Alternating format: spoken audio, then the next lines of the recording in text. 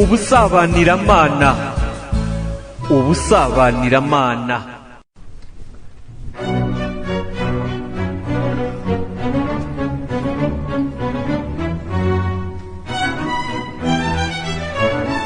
Akamaro k'ubuyobozi bwa roho mu kwinjira no gutera intambwe mu busabaniramana.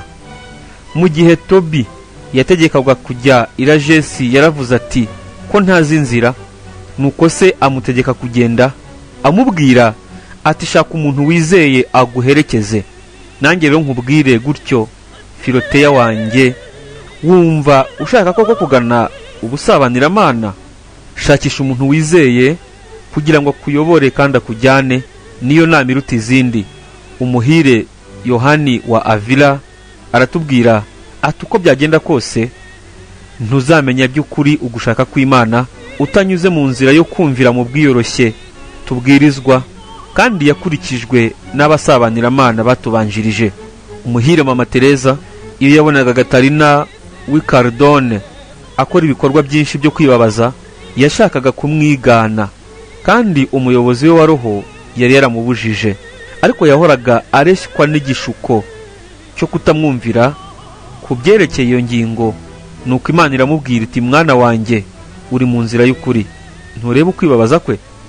Njyewe rero nshimishwa kurushaho n'ukumvira kwawe. Yakundaga cyane rero uwo mugenzo mwiza, ku buryo nyuma yo kumvira abamukuriye yahoraga ararikiye ku buryo butangaje gukurikiza inama z'umuyobozi we wa roho. Nibyo byamuhaga kumva yishimye bitavugwa. Mbere na nyuma ye, roho nyinshi kugira ngo zishyire mu biganza by'Imana zashyize ugushaka kwazo mu bagaragu bayo, aribyo Mutagatifu Gatarina w'Isiyena arata cyane mu gisigo cye yise Ibiganiro. Mutagatifu Elizabeth igikomangomakazi yumvise by'ukuri umwigisha w'umuhanga Conrad, dore kandi imwe mu nama Mutagatifu Ludovico yahaye umuhungu we mbere yo kwitaba Imana: jya ugisha inama kenshi kandi ushaka uyiguha ubikwiye, azabe ari umuntu wuzuye ubushishozi uzashobora kukwigisha gukora ikigufitiye akamaro. Inshuti y'indahemuka nk'uko Bibiliya ibitubwira ni ubuhungiro buhamye, uyibonye aba yaronse umukiro. Inshuti y'indahemuka ni nk'umuti ubeshaho, abatinya Uhoraho nibo bazayibona. Igitabo cya Mwene Siraki umutwe wa 6 umurongo wa 14 n'uwa 16.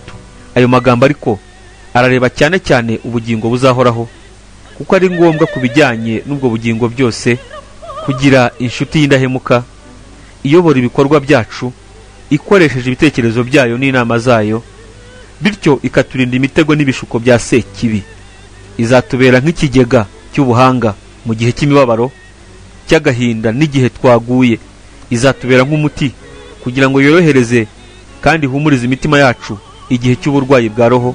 Izaturinda ikibi, itume icyiza kiri muri twe gisagamba.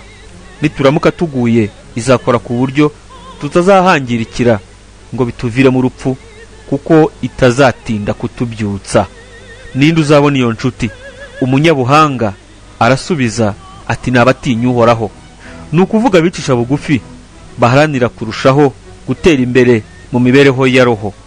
Filoteya, kubera ko ari ngombwa ko muri urwo rugendo rutagatifu rw'ubusabaniramana ugendana n'umuyobozi mwiza, saba Imana ushikamye kugira ngo imuguhe ikurikije ugushaka kwayo, kandi ntushidikanye ko izakumva, kuko igihe izaba igomba kohereza umumarayika uturutse mu ijuru nk'uko yabigiriye umusore Tobi, izaguha umwiza kandi w'indahemuka. Ubwo rero azahora ari nk'umumarayika wawe. Numubona ntuzamufate nk'umuntu usanzwe, kandi ntuziringire gusa ubumenyi bwe bwa kimuntu, ahubwo uziringire Imana yo izagufasha kandi ikakwigisha imwifashishije.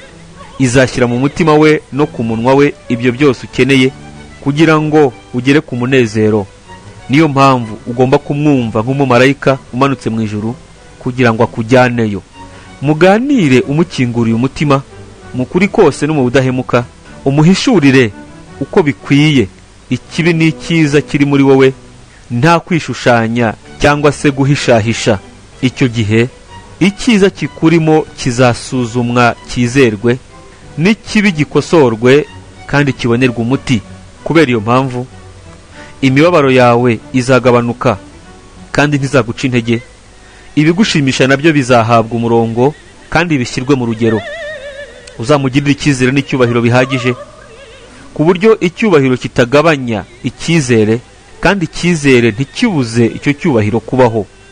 Muhishurire ibyawe byose, ubikorane icyubahiro nk'icy'umukobwa agirira se, kandi umwubahe umufitiye icyizere nk'icy'umuhungu agirira nyina. Muri make, uwo mushyikirano ugomba kuba ukomeye kandi utuje, ari mutagatifu rwose, wubashywe, ari umunyuramana kandi nta kindi ugamije atari uguteza imbere roho yawe. Kuri iyo ngingo, Mutagatifu Yohani wa Vira avuga ko ugomba kumuhitamo mu bantu 1000. Jyeweho nakugira inama yo guhitamo umwe hagati y'ibihumbi 10, kuko hari bake cyane bashoboye uwo murimo. Uwo muntu ni ngombwa ko aba afite urukundo, ubumenyi buhagije n'ubwitonzi, kandi niba umwe muri iyo migenzo myiza uburamo, aho byaba biteye impungenge. Mu kurangiza iyi ngingo, ndagira ngo nongere nkwibutse, umusaba Imana, igihe kandi uzaba wamuhawe, uzashimira ubuhangange bwayo. Ntuzajarajare kandi ntuzashakisha abandi, ahubwo uzagende mu bwiyoroshye, mu bwicishe bugufi no mu cyizere, kuko muzakorana urugendo ruhire.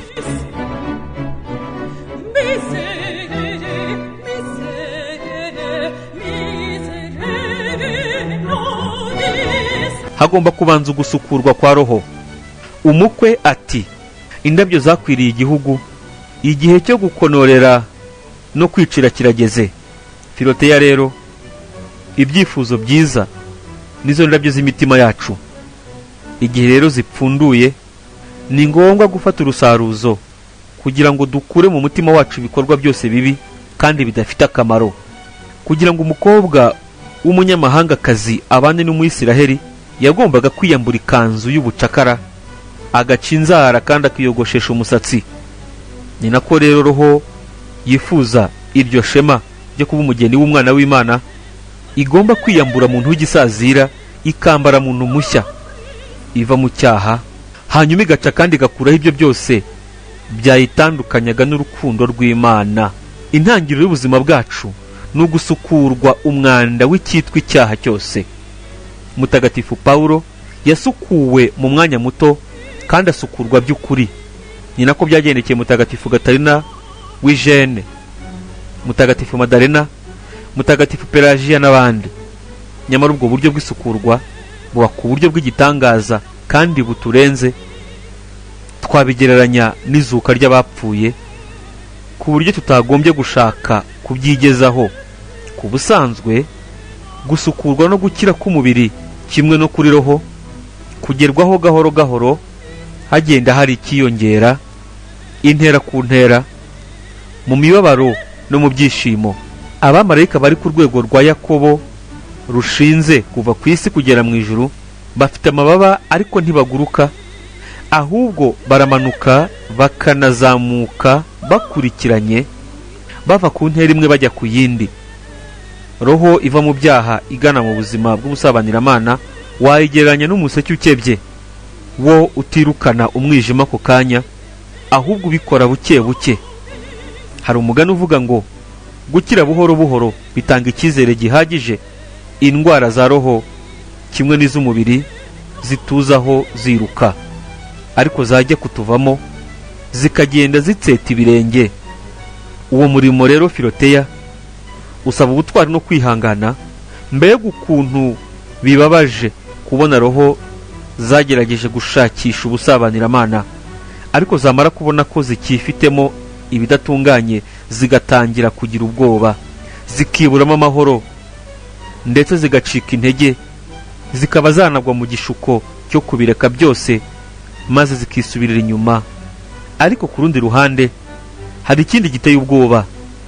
Roho zigira igishuko gitandukanye n'icya mbere cyo kwibwira ko zakijijwe ibidatunganye byose ku munsi wa mbere w'isukurwa ryazo, zikibwira ko zitunganye zitari zanatangira, zigashaka kuguruka nta mababa. Izo roho Filoteya ziba ziri mu byago bikomeye byo kuba zagwa, kuko ziba zarikuye mu biganza by'umuvuzi igihe kitaragera. Umuhanuzi yaravuze ngo ntukabyuka butaracya, kandi nujya kubyuka uzabanze wicare.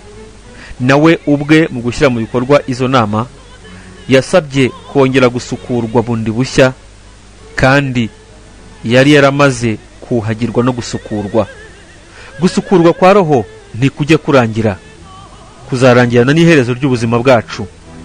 Ibidatunganye muri twe ntibyagombye kuduhangayikisha, kuko ubutungane bwacu ari ukubirwanya, kandi ntidushobora kubirwanya tutabibona cyangwa ngo tubitsinde tutahuye nabyo. Umutsindo wacu si ukutabyiyumvamo, ahubwo ni ukutabyemerera. Ariko kutabyemerera ntibivuga ko bitatubuza amahoro.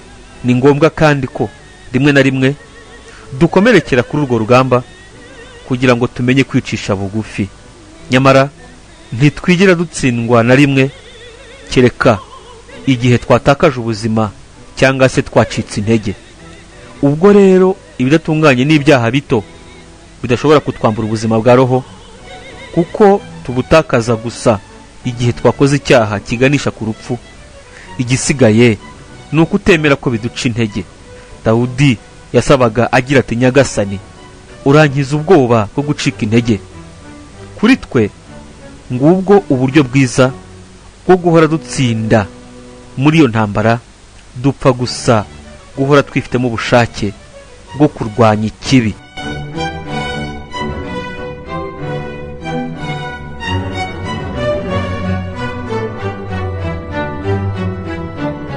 Ndagushimiye we wakurikiye iki kiganiro Ubusabaniramana episode ya 4.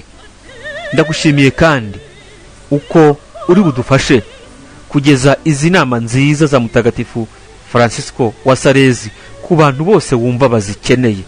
Izi nama ndibwira ko zakuryoheye kandi zakugeze ku mutima. Nizikomeze ziguherekeze mu rugendo rwawe ruhire kandi rutagatifu rw'ubusabaniramana. Jyewe nawe nituzikurikiza nta kabuza tuzagera ku ntego yacu yo kuba batagatifu. Niba hari ibindi bitekerezo wifuza kudusangiza, bishyire aho hasi muri comment. Ndagushimiye cyane. Gira umugisha wa Yezu Kristo. Jyewe ndi Egide Nduwayezu.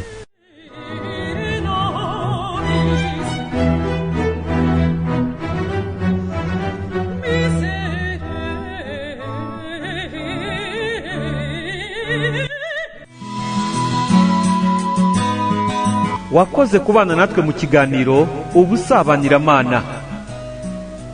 Izindi episode zabanjirije iyi ngiyi zose ni kuri uyu muyoboro Ubusabaniramana.